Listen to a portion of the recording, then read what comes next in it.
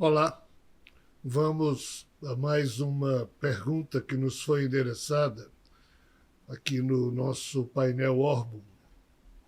E a pergunta que temos aqui é do nosso irmão Alexandre, foi feita no dia 23 de dezembro de 2023, um bocado de tempo, relativa a uma palestra que nós fizemos, cujo título é Dias Difíceis, Crucificação e Ressurreição. E essas palestras todas que a gente responde perguntas aqui sobre elas estão na plataforma Orbum. Então essa também deve estar por lá. A pergunta do nosso irmão: por que será que, apesar de ter procurado Paulo de Tarso, Jesus não prosseguiu orientando a ele? Sempre escuto esse comentário sobre o que Paulo fez e inventou, mas Jesus não deveria tê-lo corrigido, já que estava equivocado em seus conceitos? Essa é a pergunta do nosso irmão Alexandre. E essa pergunta ela é muito interessante, porque além de contemplar um tema, entre aspas, histórico, ainda que para muitos isso não seja necessariamente história, porque os evangelhos não são tidos pelo classicismo histórico como sendo história, mas apenas um registro de fé religiosa, uma coisa cultural, uma coisa ideológica em termos de religião. Ainda assim, nós podemos considerar talvez como sendo um dos fatos mais importantes da história planetária. Por quê? Porque na hora em que nós estudamos uma pesquisa, e eu me lembro que por volta do ano 2000, faz uns 25 anos já, portanto, alguma empresa de mídia fez uma pesquisa sobre, inclusive tem livros sobre isso, quais os seres humanos que mais influenciaram a história. E, em primeiro lugar, até o pessoal aqui no Ocidente ficou meio assim, mas apareceu Maomé e o Islã. Então, assim, a produção de Maomé, que a gente chama o Islã, o Alcorão, em termos de influenciar pessoas, segundo essa pesquisa, foi a mais profunda, foi a mais fecunda, foi a mais abrangente. Depois aparece Jesus, mas quando é feito a, vamos assim dizer, o questionamento, você está dizendo que é Maomé? Por que você está dizendo que é Maomé? Aí aquela pessoa que respondeu Maomé diz, porque ele produziu o Alcorão e os ensinamentos do Alcorão são esses, esses, esses. Então, assim, essa pesquisa ela tinha esse lado aí, de aprofundar a verificação junto às pessoas. E a turma que respondia a Jesus, Jesus é a pessoa mais importante da história da humanidade. Por quê?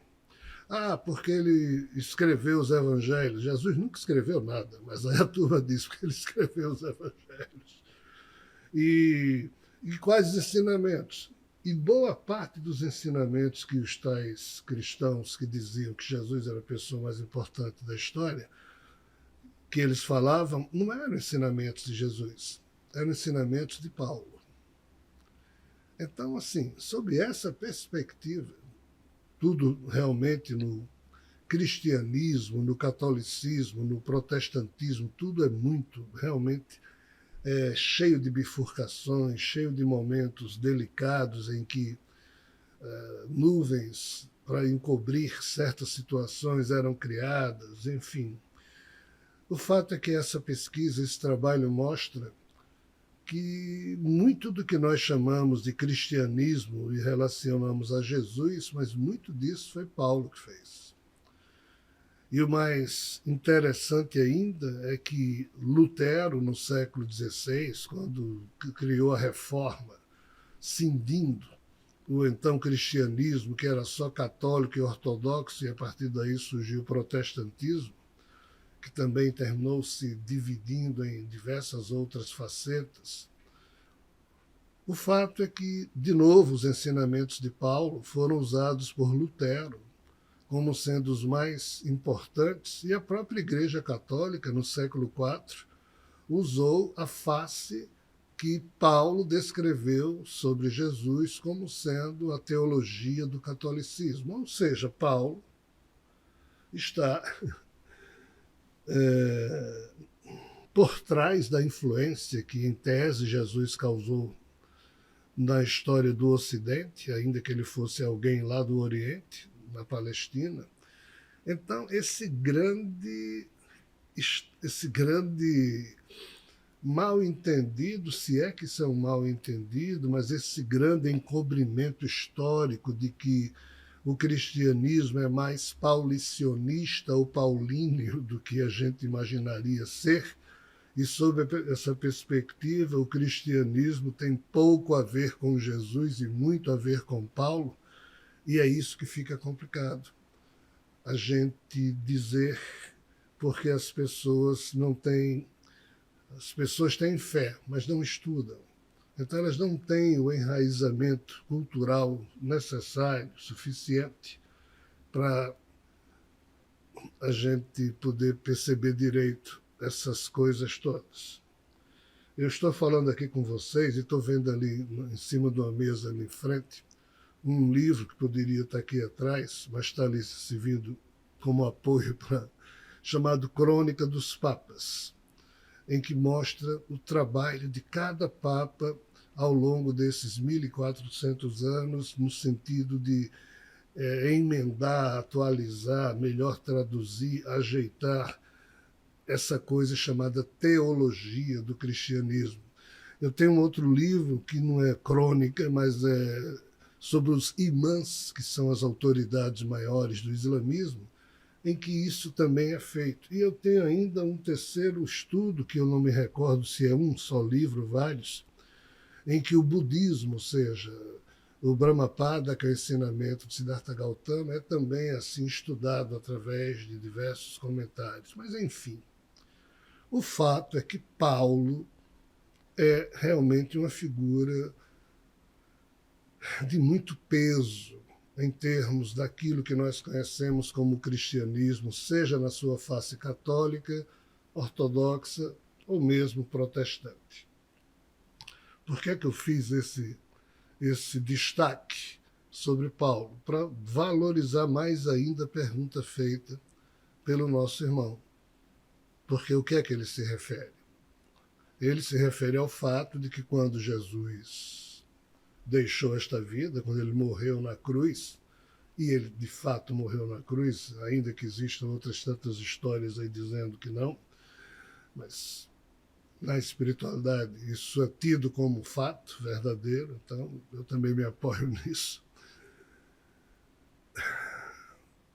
O seu espírito ressuscitado, ou seja, o Jesus ressuscitado, quando ele observou que dos 12 apóstolos que ele tinha, um já havia se suicidado, que era Judas, os 11 que sobraram estavam escondidos numa casa em Jerusalém, com medo de serem também presos e crucificados. E isso durou muito tempo. Por quê? Porque existia um oficial do Sinédrio. O Sinédrio é uma espécie do palácio de governo dos judeus, situado em Jerusalém. É a espécie da universidade dos judeus, já que os judeus são uma raça espalhada no mundo inteiro. Quando surge um judeu muito inteligente, desde criancinha, esse menino, as moças na época não tinham esse privilégio, era só para o lado masculino da história. Os meninos judeus inteligentes eram levados ou mandados estudar lá no Sinédrio, exatamente porque ali estavam os doutores da lei, os escribas, ou seja, as autoridades judaicas do Sinédrio. Então, o Sinédrio funcionava como um conselho teológico, ou seja, religioso, político, educacional, legislativo. O Sinédrio era isso tudo. E tinha um oficial do Sinédrio chamado Paulo de Tarso que perseguia os cristãos e estava perseguindo esses 11 apóstolos que estavam escondidos. Só que o nome dele não era Paulo, era Saulo de Tarso nessa época. Então, Saulo de Tarso foi alguém que estudou no Sinédrio. Ele chegou a ser do mesmo grupo onde Judas Iscariotes, o apóstolo de Jesus que terminou se suicidando, ele e Saulo estudaram juntos, vamos assim dizer, ainda que isso não é informação evangélica, sou eu que estou dizendo pelas fofocas espirituais, então é só uma observação. O fato é que Saulo de Tarso perseguia os cristãos e os 11 apóstolos de Jesus, meses e meses, anos escondidos ali em Jerusalém, mal tendo contato com suas famílias, porque tinham medo de, em tendo contato e preso o apóstolo e as famílias. De fato, o Sinédrio perseguiu muito a turma de Jesus e perseguiu violentamente. Estevão foi um seguidor de Jesus, não um apóstolo, mas um seguidor, que foi apedrejado porque Saulo percebeu que Estevão era talvez o mais proeminente cristão da época, porque os apóstolos ficaram escondidos, literalmente, lá numa casa, e Estevão saiu falando de Jesus, saiu pregando sobre Jesus. Saulo de Tarso perseguiu Estevão, matou Estevão no apedrejamento, ou seja, matou várias figuras que estavam tentando ajudar Jesus. Então, Saulo de Tarso, um belo dia, se encontra com Jesus ressuscitado. Saulo estava indo cumprir uma missão, uma das suas missões de perseguir cristãos, lá em Damasco, na Síria, e na estrada entre a Palestina e a Síria, Jerusalém e Damasco, Jesus ressuscitado aparece para Saulo e diz: cara, por que você está me perseguindo? Me ajuda, blá, blá, blá, blá, blá, blá. E assim, essa aparição de Jesus para Saulo de Tarso, como nosso irmão coloca na pergunta, ela foi fundamental porque é um momento de bifurcação, é um momento de divisão de águas em que Jesus estava colocando ali na própria organização do cristianismo nascente. E a pergunta é: por que é que ele fez isso? Já que ele tinha 11 apóstolos, vários discípulos, mas realmente os mais inteligentes Saulo havia trucidado como oficial do Sinédrio, que perseguia os cristãos. Então, nesse ponto, Jesus aparece para Saulo, converte Saulo. Saulo para de perseguir os cristãos.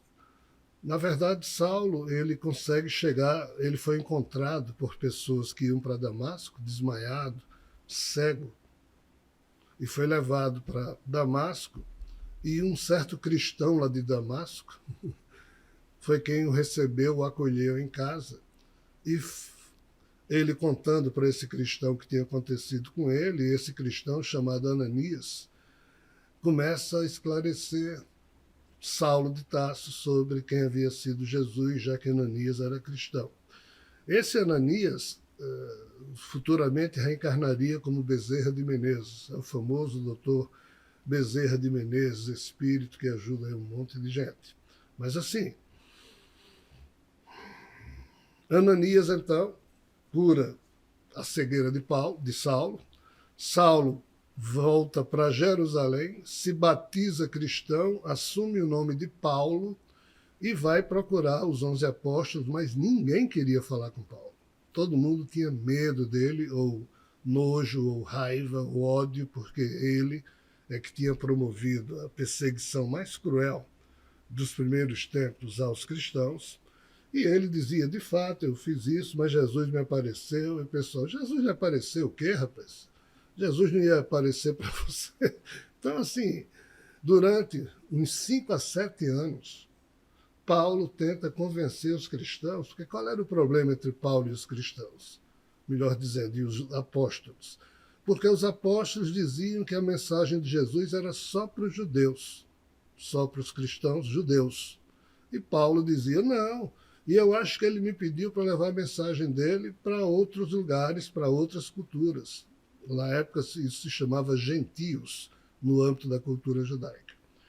E foi assim que, após tentar convencer os apóstolos, que mal falavam com ele, apenas Pedro, de vez em quando, é que se dignava a trocar uma ou outra ideia com ele, Paulo resolveu esquecer os apóstolos e saiu mundo afora falando de Jesus.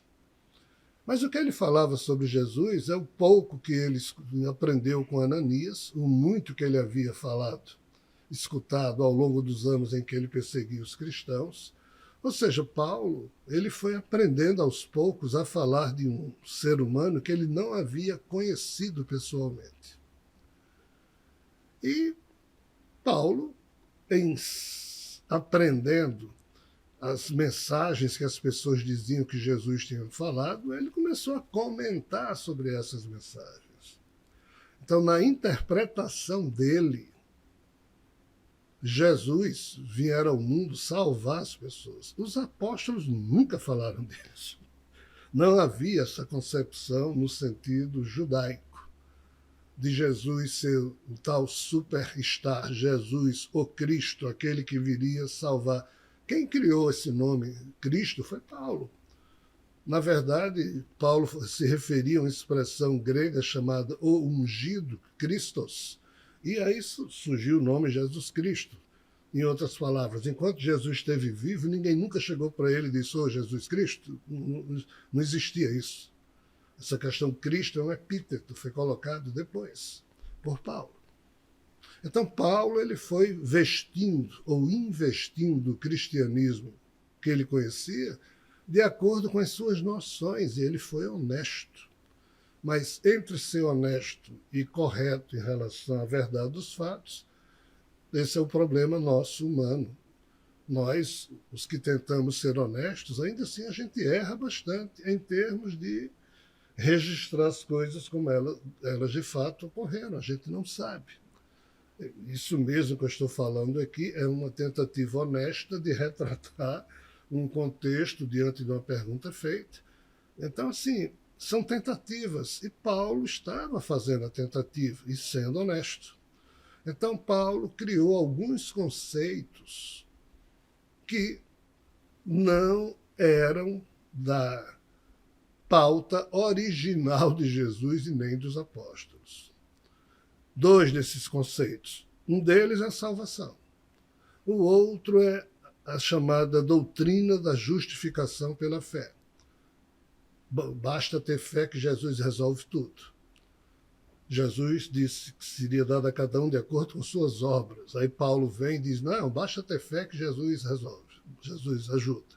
Essas duas questões aqui foram, ao longo do tempo, interpostas em comentários bíblicos como sendo de Jesus, ou as pessoas indo para a missa, escutando aquilo na missa, acham que é Jesus, ou as pessoas, como eu falei antes, por serem instrumentalizadas via crença e não via estudo profundo, terminam confundindo as coisas. E hoje o pentecostalismo, o neopentecostalismo, diversas linhas do protestantismo afirmam veementemente que Jesus, que isso está escrito, mas não está mesmo. São interpolações, os estudiosos profundos colocam isso com muita tranquilidade, que o que surge em comentários de traduções do original referente aos evangelhos, aparece uma série de interpretações, de traduções, quando a Bíblia foi primeiro transmitida. A Bíblia primeiro, a Septuaginta, foi escrita em grego. Depois brincaram de escrevê-la em aramaico, não deu certo, mas tudo isso baseado em documentos hebraicos. Só que tudo isso foi traduzido para o latim no século IV. Depois que foi traduzido para a língua oficial de Roma, o que a gente chama de Bíblia, que são os 73 livros que compõem o Velho Testamento, 46 livros, o Novo Testamento, 27 livros, Isso tudo foi sendo traduzido depois do latim para diversas línguas, e se o tradutor fosse católico, a tradução da frase de Jesus era assim. Se o tradutor fosse protestante, depois do século XV, a tradução para o alemão saía de um certo jeito. Se fosse calvinista, se fosse... Ou seja, hoje em dia existe uma salada de interpretações sobre essa questão da pauta original de Jesus. Aí a gente vê pessoas que têm até um certo conhecimento, ou muito conhecimento, mas não é de conhecimento que a gente está falando, é da fé. Aí, em nome da fé, fazem afirmações, estabelecem verdade em cima de fé. Ok, é uma crença que a gente precisa respeitar. Mas essa crença, ele diz, não, porque está na Bíblia escrito tal coisa. Mas se você for estudar tal coisa escrita na Bíblia, às vezes é uma coisa original, às vezes é uma coisa de interpolação posterior, de tradução posterior. Pouco importa. O fato é que Paulo produziu coisas, conceitos diferentes da pauta original de Jesus. Aí a pergunta do nosso irmão é: por que é que Jesus deixou ele fazer isso?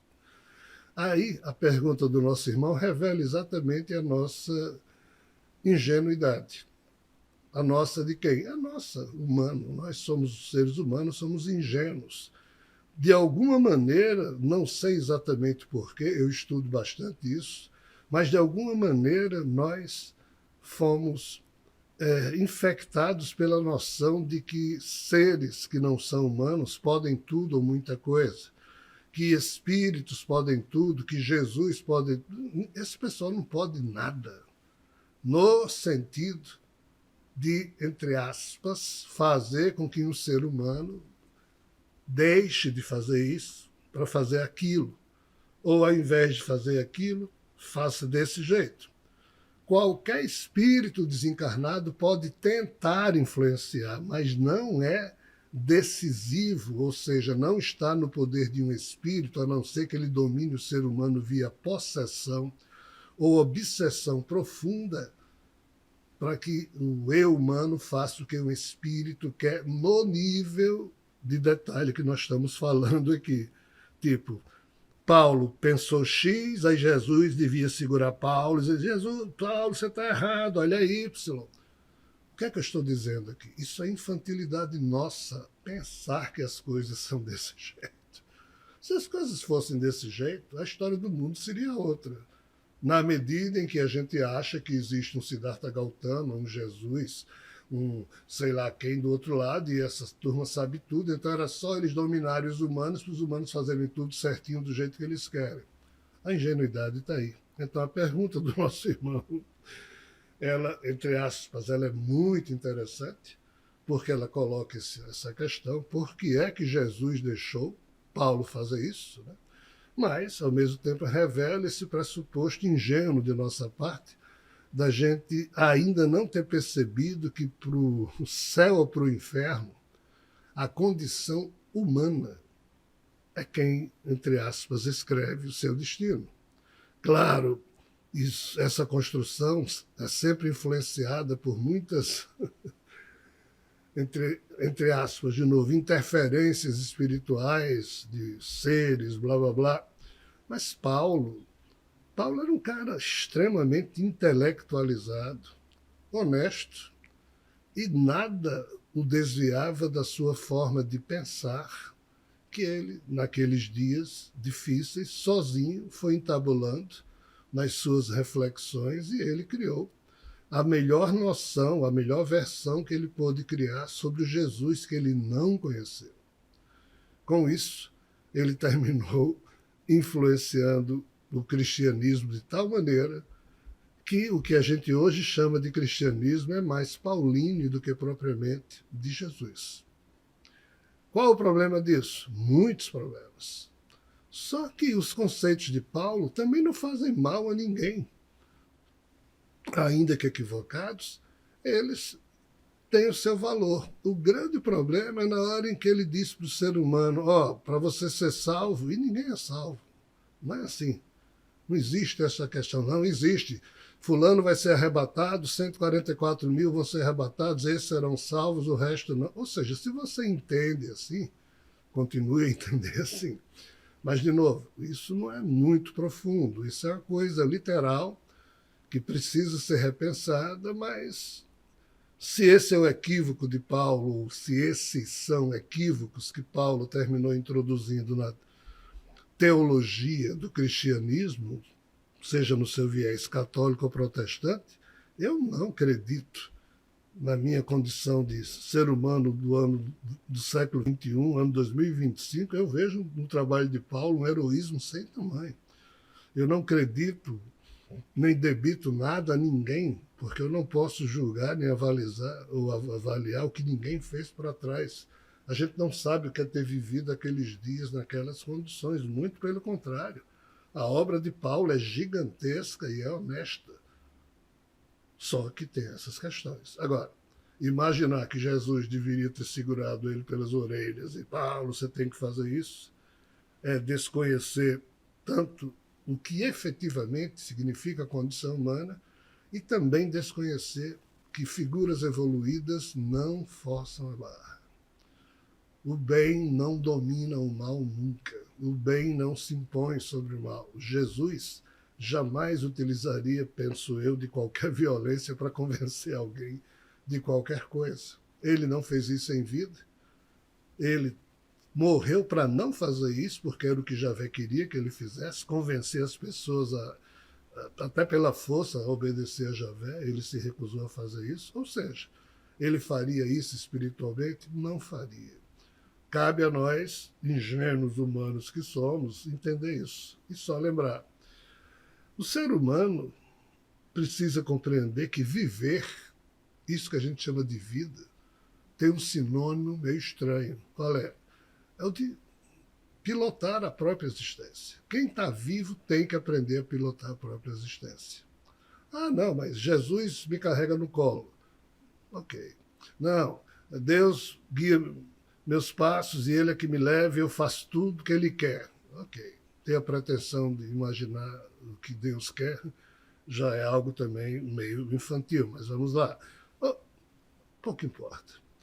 Paulo pilotou a sua própria vida, nos termos da honestidade que o marcava e que o marcou e que o fez um vulto histórico formidável. Mas não cabe a ninguém na espiritualidade estar corrigindo os passos de A, B, C, até porque eles não podem. O ser humano, ainda que não saiba empoderar a si mesmo, mas ele tem um poder, e o empoderamento aqui que eu falo é de ter poder sobre si mesmo, não é ter poder sobre os outros, para os outros aplaudir, para você manipular as pessoas, mandar nas pessoas. Qualquer imbecil facilmente tem poder sobre outros imbecis. Os grandes homens e mulheres são aqueles que aprendem a ter poder sobre si mesmo. Estes não querem ter poder sobre ninguém. Vide Jesus, vide Paulo. Então, deixo essa resposta como cimento para a sua reflexão. Espero que ela possa servir de algo e agradeço a sua companhia até aqui e até um próximo Painel Orbo.